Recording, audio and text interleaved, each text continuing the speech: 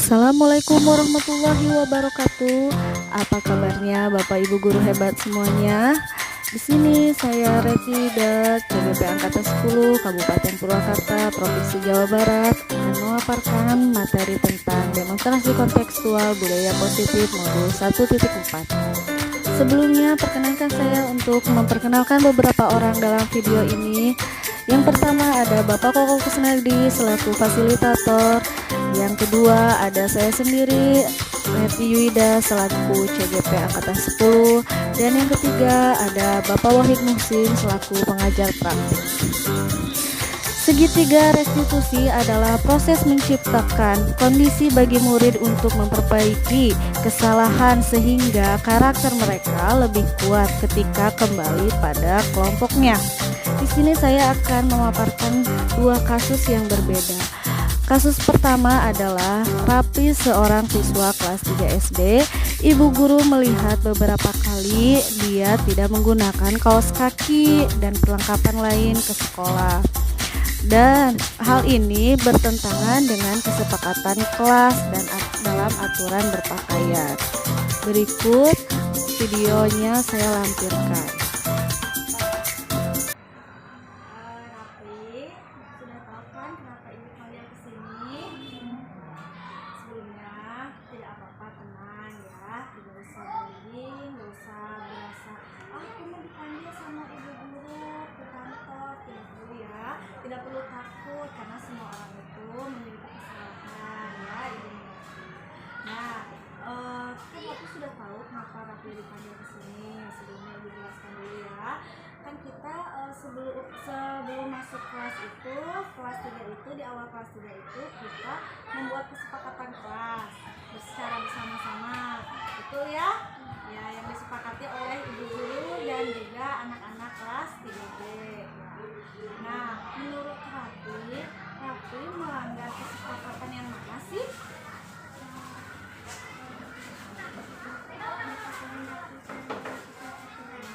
Berpakaian rapi dan sesuai aturan. Nah, apa yang berpakaian rapi dan sesuai aturan itu apa? Topi, dasi, dan kaos kaki. Rapi tidak memakai itu ya. Kan sesuai aturan itu kan harus memakai topi merah, dasi merah, dan juga kaos kaki. Ya, dan Rapi tidak memakainya ya. Dan sudah beberapa kali ibu lihat. Nah, lalu menurut Rapi itu tindakan yang seperti apa?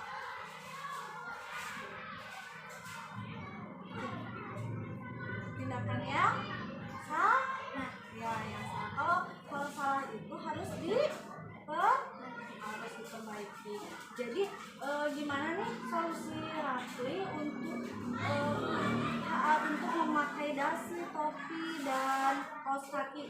Sebelumnya ibu mau tanya, kenapa Rapi tidak memakai topi, kaos kaki, dan dasi? Nah, sebelumnya punya enggak barang-barangnya? Terus kemana? Hilang. Terus berarti belum beli lagi. Nah, terus tadi Rapi bilang Rapi belum punya uang buat belinya lagi. Tidak apa-apa, ibu mengerti. Nah, sekarang solusi untuk Rapi seperti apa nih menurut Rapi?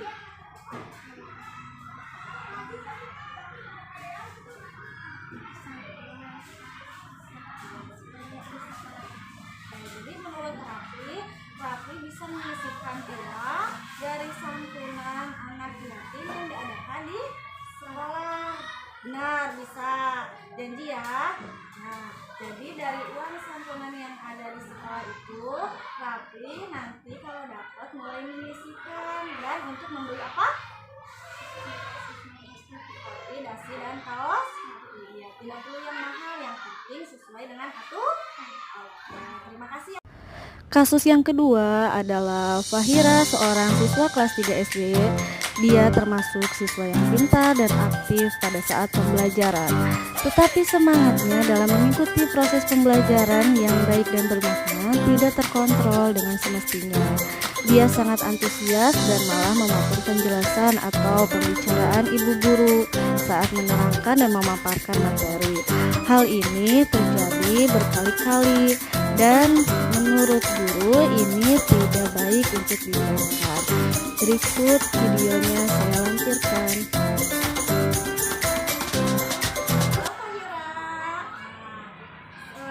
Ibu yakin Fahira tahu kenapa Fahira dipanggil ke sini ya. Nah, sebelumnya Ibu akan membuka pembicaraan dulu.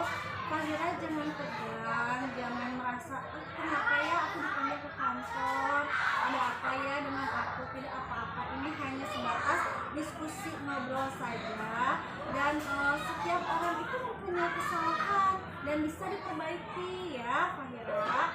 Nah, gini Ibu jelaskan, kan beberapa kali Ibu lihat saat Ibu menjelaskan atau saat Ibu memberikan materi, Fahira dengan maksudnya kan Fahira punya semangat untuk belajar ya. Oh, aku tahu itu jawabannya seperti ini, aku tahu duluan, itu bagus, Ibu apresiasi. Tetapi kan kita punya cara untuk mendengarkan guru terlebih dahulu. Beberapa kali Fahira memotong pembicaraan Ibu saat Ibu sedang menyampaikan materi, saat Ibu sedang menyampaikan pembelajaran di kelas. Nah, menurut Fahira itu perbuatan yang bagaimana?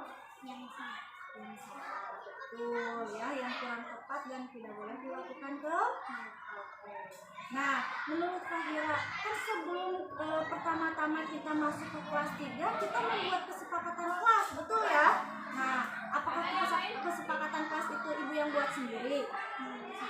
Satu kelas. Di mana dibuatnya? Di kelas. Nah, dalam kesepakatan itu, menurut Fahira, apa sih yang Fahira langgar dari kesepakatan kelas itu?